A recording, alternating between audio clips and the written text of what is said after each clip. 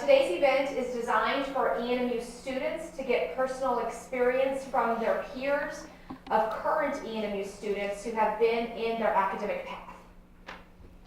And the student panelists are going to focus on providing insight to their paths of study in order for other students to benefit from. Panelists, introduce yourselves. My name is Brooklyn Beal. I'm a comm major, and I have an emphasis in broadcast journalism, and I graduate in May, and I'm going to get a master's in secondary education using the path of the alternative licensure program through Eastern. I'm Anahita Rubio, and I'm a junior here, and I am getting my Bachelor's of Science in Biology with an emphasis in pre-medicine, and I'm going to use that to apply to pharmacy school and one day become a pharmacist. Hello everyone, my name is Kara Tooley. I'm a graduate student in the Communicative Disorders program. I graduated with my bachelor's in December 2015, and I'll graduate with my master's in a few weeks. Hi, I'm Michaela Welch. I am currently a junior. My major is math for secondary education. I graduate in a year and a half, which includes my semester for student teaching. And yeah. I'm Alexis Young. I graduated last May with my Bachelor of Science in English with a licensure in secondary education. And I am about to complete my first year of graduate school in the counseling program here. Thank you. Later, throughout the discussion this afternoon, you'll get to learn a little bit more about these students when they answer some of the questions and explain their journey, their path. So I want to talk about some of the rookie mistakes that you guys made deciding on the degree that you wanted to study when you first started. Brooklyn, can you give us some insight on that? Yeah, so coming out of high school, I knew I wanted to kind of be a teacher. That was my first passion. But I have no educators in my family. And so no one really pushed me to follow that dream. And there was this big stigma about teachers not making a lot of money. And being 17, 18 years old, I was like, I want to make the big bucks. I want to be on ESPN and do all these things. So I came to Eastern, decided to be a communications major. I got on TV, all these great things. In my junior year, I decided I was going to go for it and get an education major. And they told me, no, just finish your degree. We have this program called the Alternative Licensure Program, which you can then complete. So my big rookie mistake is not following my dreams from the start. And it led me to this path, which, I think is perfect, and I wouldn't have changed anything from the beginning. But if I would have talked to more people and talked to some of the professors in the education department, I could have experienced both of my dreams at the same time instead of kind of taking one and then taking the other. Okay, sorry, I was very impressed with that answer. Kara or Alexis or any other panelists, would you like to discuss the same question? What were rookie mistakes that you made on deciding your degree? I guess I would say on deciding my degree, there was a short period of time where I thought maybe I wanted to switch to a communication major. And I went to Dr. Swift, my advisor, and she said, go ahead, go check it out. And I did, and I don't think I really gave it a big chance. I went and I met with Dr. Dobson, and it was okay, but I think I steered back to my original plan of being in a communicative disorders major, and I'm as happy as I could be where I'm at. So. I also had kind of the opposite experience. I have a lot of educators in my family, so when it was time for me to go to college, and as a good student that I was in high school, I thought, well, I really like English, and I really like my English teacher, so I should obviously be an English teacher. And I knew I loved kids. I've always loved kids. So I was like, this is perfect. So I came to Eastern because they do have a great education department, and I loved my experience getting my education degree. The teachers were amazing, and they encouraged me to learn more about students and be more reflective on myself as an educator, why I'm going into the profession. Which eventually did lead me to consider other opportunities to work with students, which is why I'm now in the counseling program, because I do want to work with young people in that way. And in my student teaching experience, I recognize the need for mental health among young people, and I think that I could have used a career in counseling service, or I should have utilized that program here earlier on, although I do not regret my experience in undergrad. I think that it has definitely helped me in my current graduate program. I would say another mistake that maybe I made as an undergraduate is I didn't really take it as serious as I should have as an undergraduate, and I'm fortunate enough to be in the position that I'm in as a graduate student in the communicative disorders program, but I should have taken better steps towards my education starting out as a freshman instead of realizing it maybe my junior year and then thinking, oh my goodness, I need to get my life together so that I can get into graduate school. That's an excellent point. Anahita or Michaela, do you guys have any other insight on that? Yeah. Go ahead. Sorry. I had a similar experience just being, I guess closed-minded was what I would say I was. If you asked me in high school what I wanted to do, I said, okay, I'm good at school, I'm smart, I excel mostly in my science and math classes, so obviously I should be a doctor. What else is there to be when you like science? But that was it. That was all that I knew that was out there. I didn't research other careers. I didn't look into it, and so that's what I thought I wanted to become. And I think coming here to Eastern, meeting other students who are on this pre-med plan, that you can be on the pre-med plan and be pre-physical therapy, pre-pharmacy, pre-occupational therapy, pre-nursing. There's so many health careers of peers that I'm in classes with, and they don't want to be doctors. I mean, some of them do, but it just really opened my eyes that there are so many other careers I could do. And even here, I didn't even have to move schools. That's why Eastern's awesome. Just one degree can help you get into all those fields. For myself, ever since I was in middle school, I knew I wanted to teach. It's just, I love school. I loved all my teachers. I wanted to be like them. And as soon as I came to college, they told me that I needed a major. I needed to pick my major. And I knew I wanted to go into high school, and I didn't know exactly what field, so I just threw out history, because history is pretty interesting to me. But then I started taking some history classes and was like, well, I'm looking around and seeing everybody kind of falling asleep. I don't really want to be that teacher that teaches something where no one's interested. And yet I chose math. But I just think the biggest mistake I made was kind of taking away my first year of not getting into my math classes sooner, so that I'm more ahead and have a little bit more time to spread out them. And now I'm having 3 math classes a semester, which is a little rough, but is doable. So that's my biggest mistake, is that I chose history over math when I could have picked it first and gotten more ahead. So That leads right into the next question. So, Michaela, could you describe like a typical list of classes that must be taken for the degree that you chose? So for my degree, I have like 12 math classes that I have to take, along with all of the education classes. And the math classes include Calc 1, Calc 2, Calc 3. There's a history of mathematics class, which is really interesting. There's 3 different classes that get into the actual teaching mathematics portion of it. One is different methods, and then the other 2 are actually getting into the actual math portion of it. And along with those, there's your basic like linear algebra and just all that fun stuff. And then your education classes, there's a special education class, a bilingual education class, and then foundations of education. And then I'm going to be getting into my secondary education classes next semester with Dr. Wagner, who's here.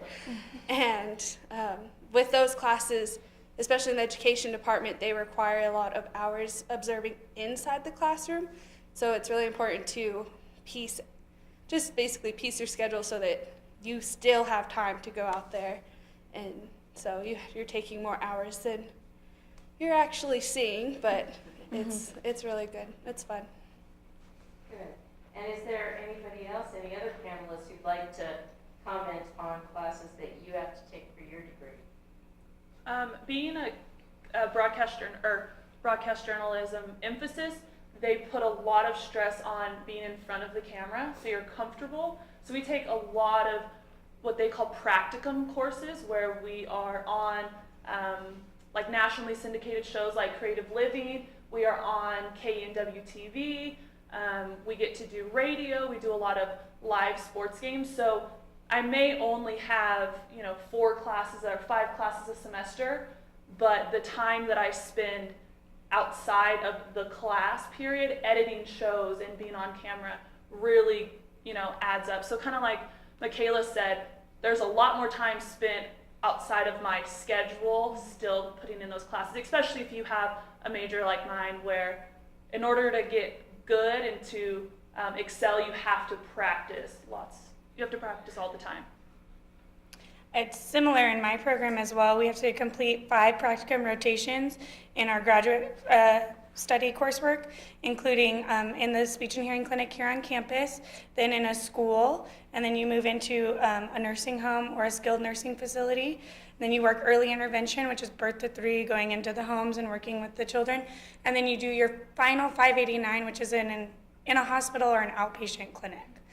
So you're doing all of that, as well as, a lot of people for speech language pathology think, oh yeah, you just work with the kid who stutters or who can't say their L. Well, yes, we do that, but we also work with, geriatrics on memory, executive functioning. We also work with children just getting their language skills to develop. So a lot of play therapy happens. But along with all of that, we do voice disorders, oral motor. We do language, articulation.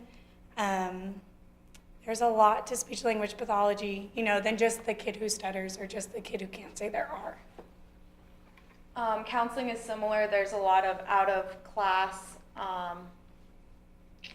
observations or experiences required, which I think is true of a lot of degree programs, because you want to have experience. That's one of the best ways to learn. In my experience, the best way to prepare for a program like that is to know someone who's in the program that is ahead of you, so they can warn you, oh, by the way, you have to take this exam in order to be licensed in this.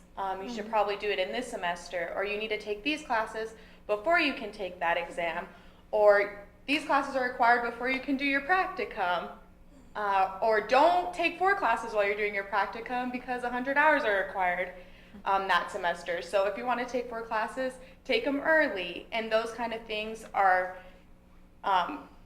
information that's your advisors can give you, but also it's great to have someone that's gone through the program so they can tell you their experiences with teachers, etc. I got that from my coworker who went through the program, but if you're involved in any of the program groups or clubs, you have access to those people. And I think that emphasizing the need to utilize those people is definitely needed. Yeah, I would say my degree plan is probably the most different from theirs, just because they said they get to go out and, you get to go on shows and you get to be in classrooms.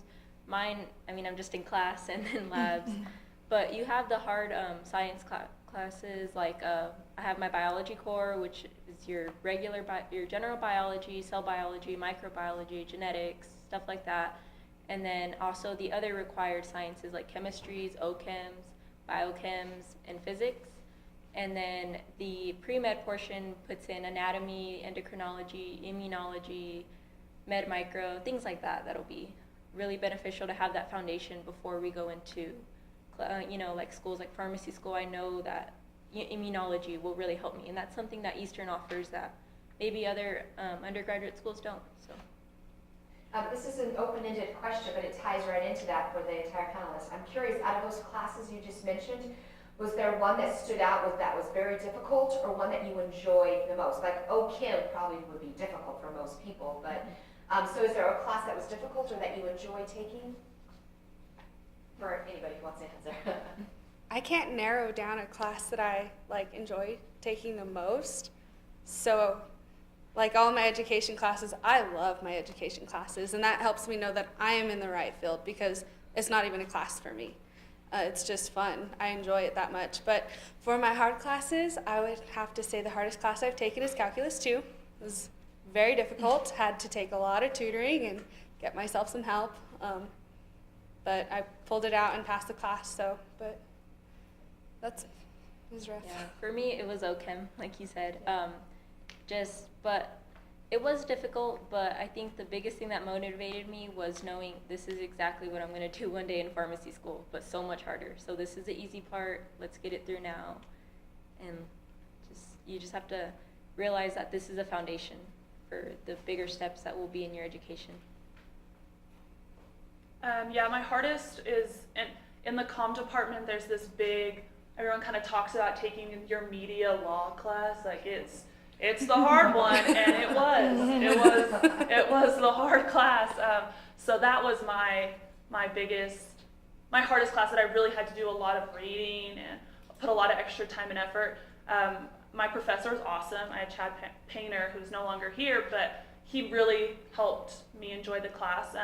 My favorite class I've ever taken, because I'm an athlete, I play volleyball. I took a sports comm class, which was awesome. And so we actually got to go on the basketball court and do things on the radio. So that was a lot of fun. Did anybody else have a difficult class or a fun class? I think grad school in general is difficult. It's all interesting and it's all fun. And you know, in CDIS we have 4 research classes and we conduct our own research. So that was difficult for me. But in all, I like all of my classes and I think all of them are interesting. And one day I'm going to treat a patient with a fluency disorder or a craniofacial anomaly, and that's just exciting to me that I get the opportunity to learn about it here and also get to learn about it in my practicum sites as well. Yeah, I think that's the great thing about grad school is everything is especially relevant to you and what you want to do. And even if it isn't interesting to you, you know that that's not the specific field within that degree that you want to work in, but you still have the opportunity to learn about it. How did you, as panelists as a whole, how did you decide on what classes to take or not take, and like the order that you took them in? Mine's simple. Degree plan. Looked at my degree plan and I said, well, I need all these, so I'm going to take them. And that's basically it, honestly. Yeah, for me it was a little bit more difficult trying to schedule around volleyball and games and things like that. And I mean, Kara can go along with that too, also being an athlete. So my advisors really had to work with me, and I also had to work with them. You know, I didn't expect special treatment as an athlete, but I was very blessed to have a lot of advisors that really helped me. And when I decided to decide I wanted to take a different path for grad school, my advisor pointed me into the direction of Dr. Wagner, who pointed me in the direction of the courses I needed to take. So I think I may be kind of going off track here, but just really talking to all of your advisors, because they want to help you and they want to make sure you're on the right track. And no one's going to intentionally put you in the wrong direction. So when you are a freshman and you have no idea what classes to take, go ask people, because they will point you in the right direction. And I got pointed to Dr. Wagner, who's almost kind of started to make my dreams come true. So just go ask questions, and people are going to be willing to help you. Yeah, I completely agree with that. I asked my advisor, Dr. Barlow, I don't know if you guys know him, but he told me it's very simple. It's a formula. He said you want 1 from your major, you want 1 from your required, 1 from your emphasis, and then you want a gen ed in there. And then that way you don't overload yourself. And that was the greatest advice he gave me, because after that I just planned out all my semesters and I've survived, so. I guess that's a mistake for me then. Yeah. Going back to earlier, because I loaded myself on all of my major classes. It just takes a lot of planning. And then if you're looking into grad school, I would definitely, like for me, I have to look specifically at the schools I want to go to for pharmacy school, and I have to meet the requirements. If I don't, I can't even apply. So looking towards your future, where you want to apply is huge, because that will tell you what classes you need for sure. Now this is a little off the script, but we're talking about, you know, your schedules, and sometimes they can be stressful. So how do you handle that stress of being a successful student? You're all like, don't. Well, So the counseling program actually really stresses self-care because one of their mottos, so to speak, is if you can't take care of yourself, you can't take care of anyone else. You can't help them. So they provide you with a lot of ideas of things that you can do in order to take care of yourself while you're going through the program, because it's not only physically and mentally exhausting, but it can be emotionally exhausting.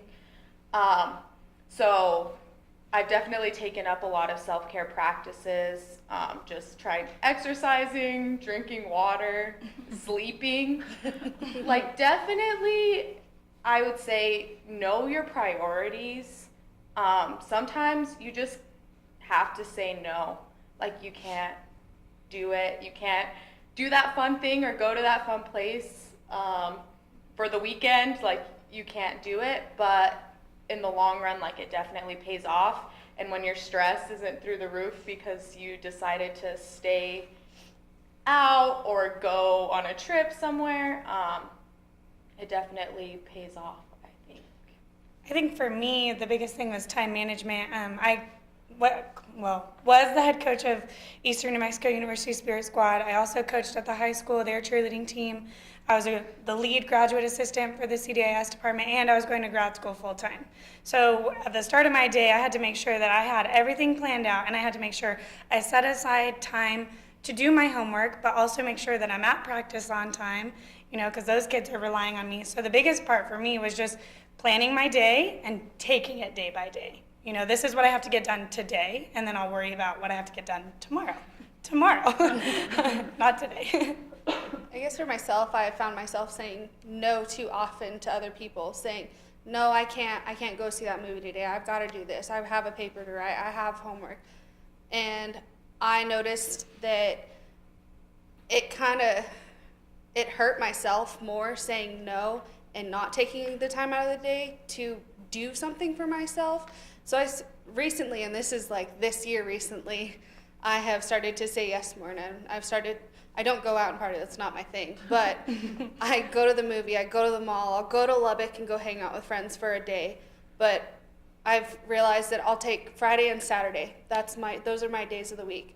Sunday is back to homework. And it's just helped my stress dwindle down a little bit. I will always be stressed because I'm a stressful person, but it has helped immensely for myself. Yeah, I think for me it's like the complete opposite. I always say yes to everything. Like, someone needs help, if they need help editing, I'm always like, yep, I'll be there. They need help coaching or whatever. And so this semester, it being my final semester, and I'm in an education class where I am having to learn the material as we're going because this is the first class I've ever taken, so I have to put a lot of time and effort there. I have to tell people no. Like, I wish I could help you, but I can't, and that's a new thing for me because I'm always like, I'll do it, yeah, fine, sure. I'll help as much as I can. So, I mean, I'm like the complete opposite of Michaela. Like, this semester, I've had to tell people, like, I can't help you. I wish I could. I can maybe point you in the direction that someone can help you. But, it's my last semester, and I want to really take it home. Yeah, I think the biggest thing is if you can schedule out when you're going to do homework and when you're going to go to class and when you're going to go to those meetings and everything like that, you can schedule time for yourself. So me too. Like Fridays and Saturdays, those are my days, and then Sundays back to homework, and the weekdays I definitely try to keep to that schedule. That way they don't float into my me days. Anahita, can you explain what positions or jobs you're considering for your future? Yeah, so right now I do research here. So I do it with Dr. Barlow, and that really opened my eyes that you can also do research in pharmacy. So I have been looking into pursuing a research career, possibly in the pharmacy, but I also shadowed a community pharmacist here at Village Pharmacy, and I loved it there too. So I really think once I'm in pharmacy school, you get to do rotations, and I really think then I'll be a much more mature person, and I'll see what I want in life and what kind of lifestyle I want to live. But right now, I'm really open to everything. It all excites me. It's really cool to me that pharmacists, you don't have to set up a doctor's appointment with them. If you need to go talk to one, like at a 24-hour pharmacy, like they're there. So it all excites me. Brooklyn, you're taking a unique path. Can you discuss what you're is going to hold? Yeah, so I'm graduating in May with a Bachelor's of Science in Communication, but I am going to go on the alternative licensure path through the education department. While I'm doing that, I'll also be taking classes to pursue a master's in education, in secondary education. So yeah, I guess my unique path would be not to pursue my original career of being on ESPN and to go in the classroom, which I'm so thankful that that Eastern has a program for students like me who decided a little bit too late, or decided to make that step a little bit too late to become an educator, and I don't have to start from ground zero, and I can get in the classroom really early and really early in my teaching career. So that's kind of my unique path, and I kind of touched on that at the beginning, so I didn't want to go too in depth, but that's what I'm going to do. Right, and are there any other panelists who want to comment on what positions or jobs they're considering for their future? I mean, you're like a dog counselor, but there's a whole lot Yeah. of room within that. Yeah, so with counseling, as the farther I get into my program, the more options I realize that I have. The degree I'm actually pursuing is in clinical mental health, but I also am getting a certification in school counseling, so I could work in the schools, which is something that I am interested in as someone who was going to be a teacher. I really enjoyed being in the schools and the support system that the schools have, but also there's like so many opportunities to work with young people, but also now I'm learning like there's a really big need for counselors for like the elderly and alcoholics, and like there's just so many opportunities, career counseling, that it's definitely going to be hard to decide where I want to be exactly. But the good thing about the counseling program is it fosters a lot of self-awareness and self-reflection. So hopefully through that I can figure out exactly where I want to be. That kind of ties into the next question about if there were other degrees or career paths you were considering before you chose the one that you're currently studying. I used to think I wanted to be a golf pro, and I'm not really sure why I even thought I wanted to do that. So I was balancing if I wanted to be a golf pro or if I wanted to be a speech language pathologist. And at the end of the day, I was like, you know, my main goal in life is I just want to help people. And so speech language pathology outweighed professional golf management, and I'm so thankful because I honestly don't think I could be a golf pro, looking back. Do you still play golf? I still do, not as much as I used to, but it's better for my career. Were there any other panelists that wanted to discuss career paths they were considering before what they chose?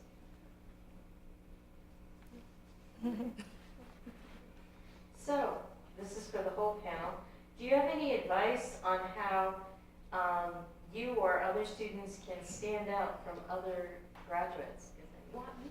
Yeah. As a comm major, to interject yourself in as many shows and opportunities as you can.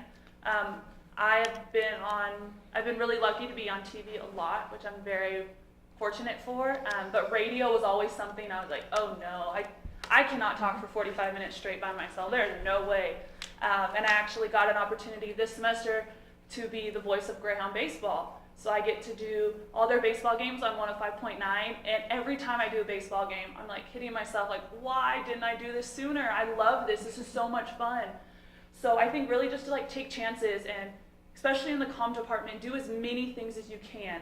If you think you want to be behind camera, try and go in front of the camera. If you think you want to be in front, learn what it's like to be behind the camera, especially in the comm department, because so many people want what they call the multimedia journalists who can do it all. They can take a backpack, a camera, and a laptop and go out and film a whole entire segment with a stand-up by themselves. So I think that can go for like any major. Just do as many things as you can, get as much experience under your belt, and then when you go out into the field that you've practiced, you have one step ahead of everyone else. For education in general, I'm going to have a two-part to this. Education in general, there is, I don't want to say elite, but we have an honor society on campus where, and it's specifically for education majors. And I just think that being a part of that organization definitely separates you and for being a part of it simply because you're held to a higher standard. Whenever you're in our honor society, you're usually held to that more elite standard than other students, that you're expected to get the better grades, to go to class, to participate in school. It's just, and I've always loved it. I'm that nerdy person. But for the math perspective of it, whenever I tell anyone that I am a math for secondary education major, their response is, bless you, bless you.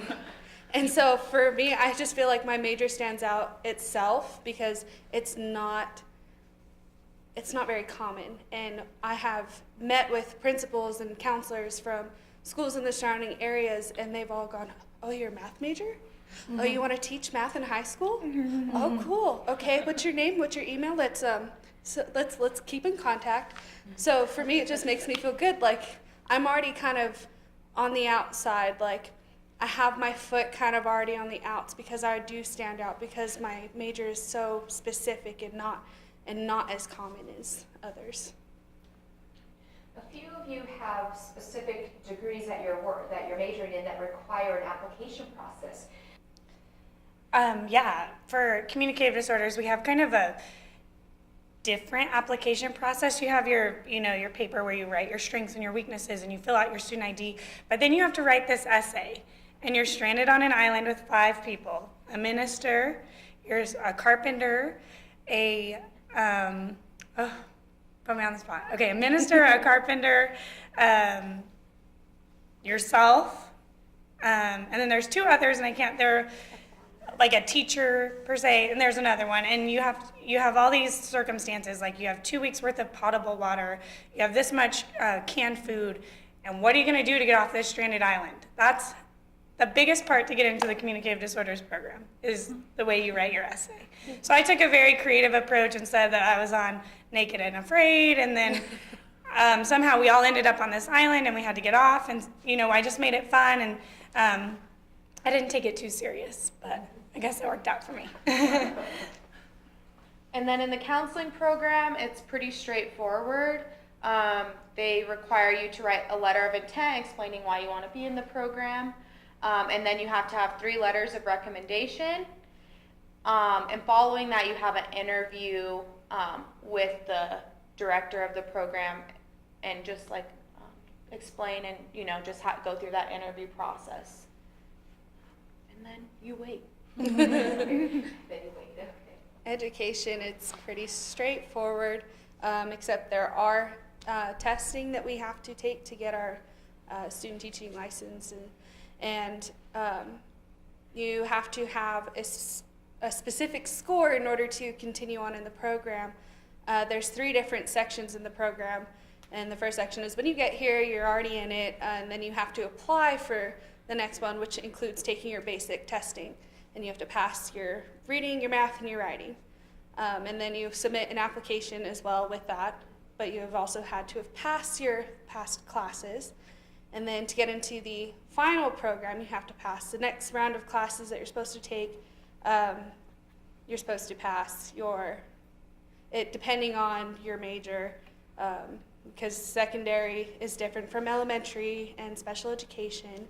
And so with my secondary, I have to take a content test, which will just be over mathematics, and then I'll have to take a secondary professional test, and then I have to resubmit another application saying, yes, I've passed my tests, yes, I've passed my classes, can I please continue? So it's pretty easy, but not easy at the same time. But What about your own resume impresses you? And if so, what stands out about it from other resumes? I've kind of touched on this already, but the fact that I've gotten to do so many different shows in so many different positions.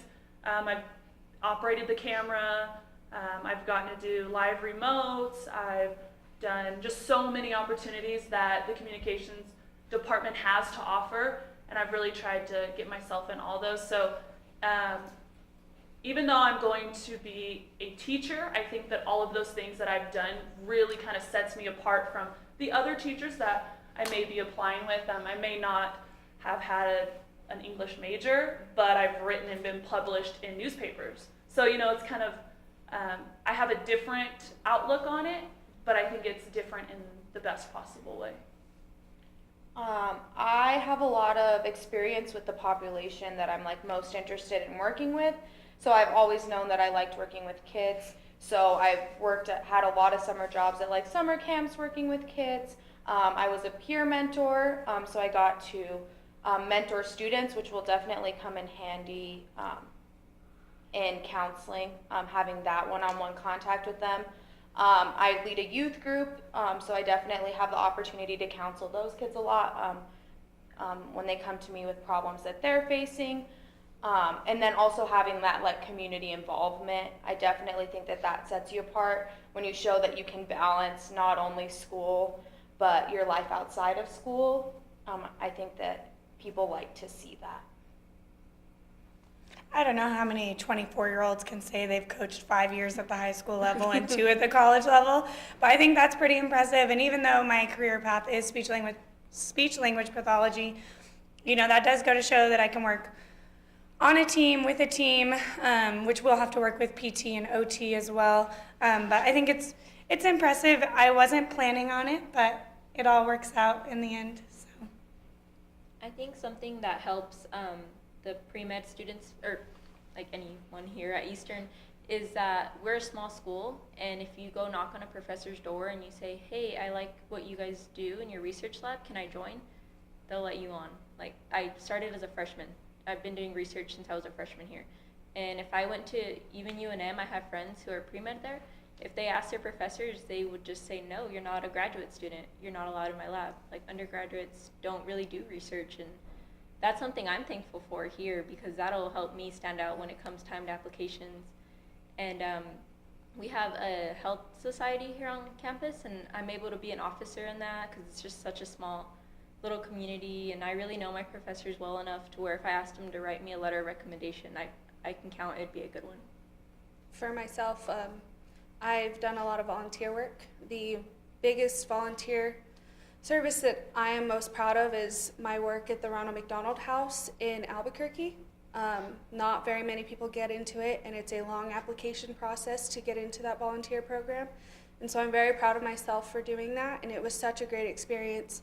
I also have that experience. I'm on the executive council for this honor society on campus, and I'm really proud of that because I try to put a lot of effort into it when I can, and I feel like it shows that I have a hard drive when it comes to working, and I'm willing to put myself out there in different positions, and I think it's a good representation of who I am as a person.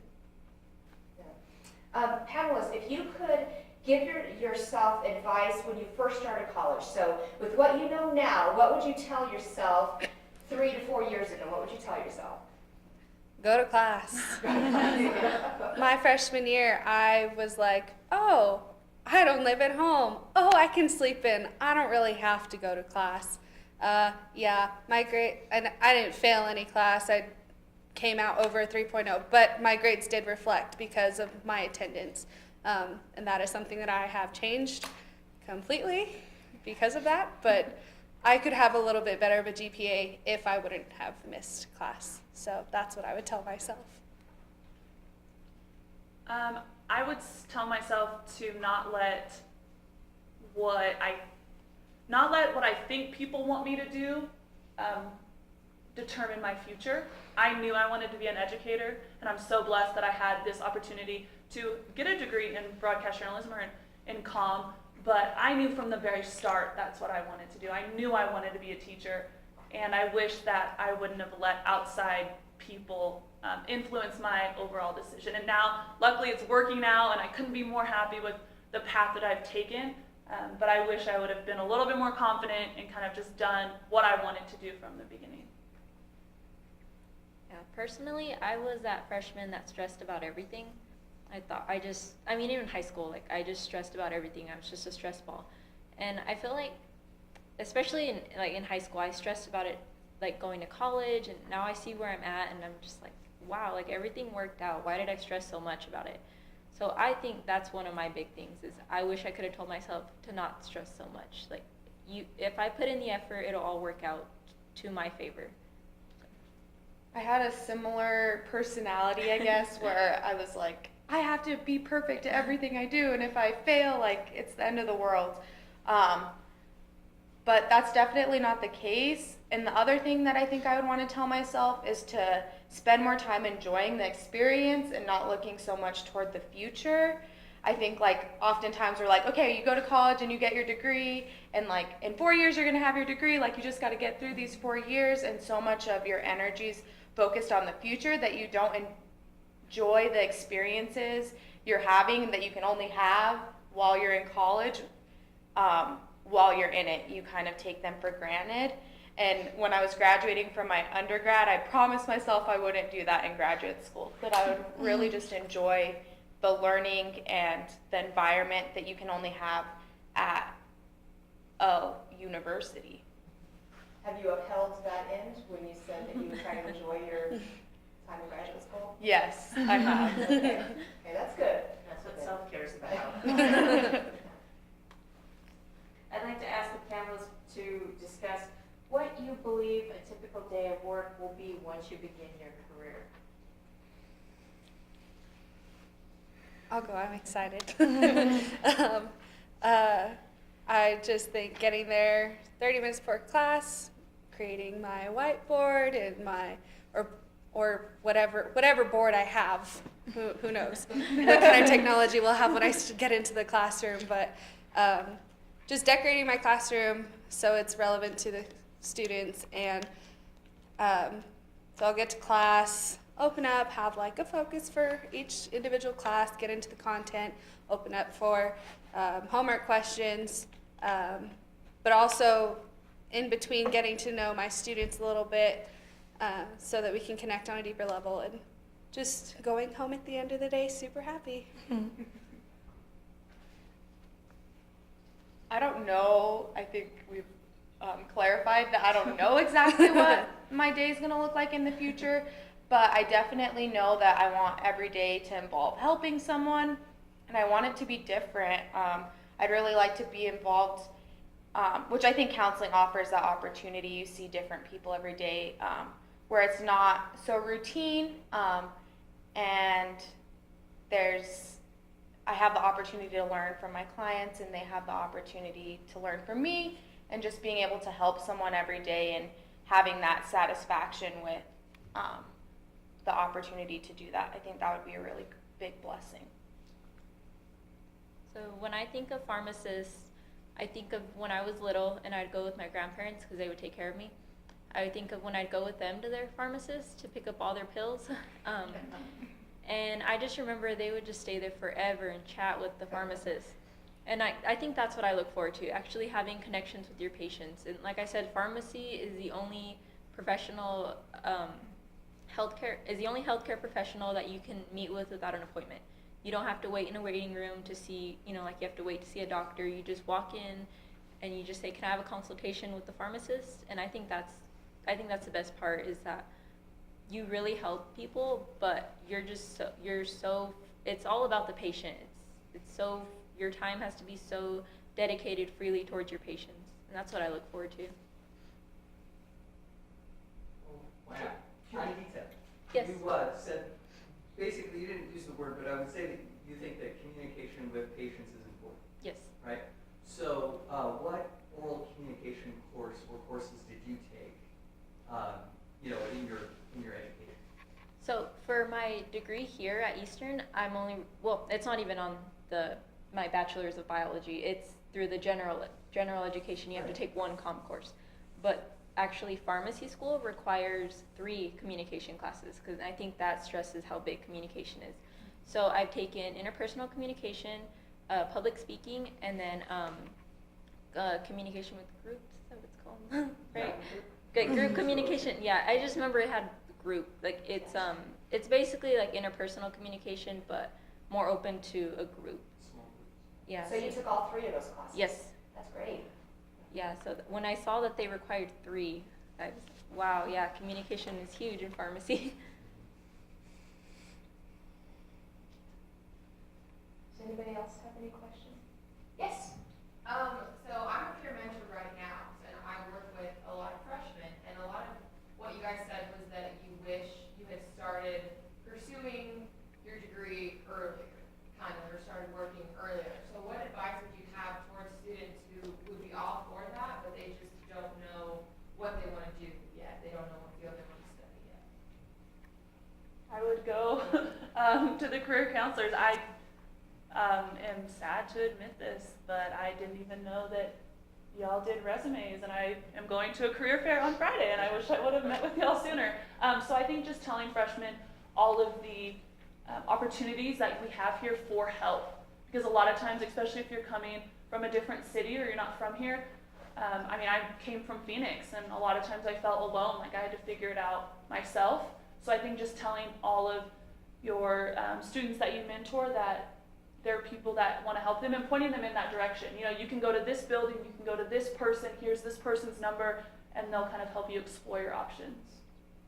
And I think maybe knowing people in the programs, or, I mean, I'm sure there's, I don't know how many peer mentors there are now, but I'm sure they're from varying backgrounds, and maybe finding out what they're interested in and then putting them into contact with another student in that, so that they can hear their experiences and see if that's something that they're also interested in experiencing. I remember in freshman seminar, we took this, it was like kind of like a career test, but it was based off of your personality traits, and it gave, depending on your personality that the test found, gave a list of different jobs that you could consider, just fields that you would enjoy. And granted, we were all in education freshman seminar, so we all ended up under the same category with education, but it was just really cool to see that different personalities could have similar like job experiences, I guess. So I know there's tests out there for that, so maybe finding something that could kind of bring, well, I don't know how to phrase this, I'm sorry. I'm very big on talking to people. I'm very outgoing, and that was one of my personality traits. And so so if someone is outgoing, well, there's a list of these jobs that you could enjoy because you are an outgoing person, or just for example, so. Do any of the panelists, do you guys have any final thoughts or lasting impressions that you would like to leave with the audience? Well, I didn't share this story, but when I was a senior in high school, when I said I wanted to be a doctor, an MD, I applied to the BA/MD program at UNM, which is they take high school seniors and you can get your bachelor's and your doctor degree, medical doctor degree, in 8 years. So it just guarantees you a spot in medical school, but out of high school. So I applied to this and I didn't get in. And I was so hurt about it, but at the same time I was like, maybe this isn't for me then. So I just think the biggest thing that I took out of that was rejection is okay, because it's going to redirect you to where you do belong. So just if you guys ever feel that something isn't working out, maybe just take a step back and wonder if it should be working out. Or if it shouldn't, then what else can you do? What else will interest you? I would say for myself, just don't be afraid to do it. You know, don't let your fear overweigh the opportunity. Because, you know, coming out of my bachelor's, I was probably terrified to apply for my master's and take the praxis exam, which ensures your license as a SLP. But I passed, and I'm here, and I'm going to graduate. And just don't let the fear stop you from doing something you want to do. I guess along with that, don't be afraid to ask for help. That was something I had to learn. I was too afraid to go see a tutor for some classes because I felt like I just wasn't good enough and that it was embarrassing for myself, but it pays off. So, and that goes for anything. I've gone to professors just to ask for help and for guidance in life itself, and it's just, don't be afraid to ask for help for anything. I guess on behalf of myself and the other Susan in Title V, please join us in thanking the panelists for sharing their academic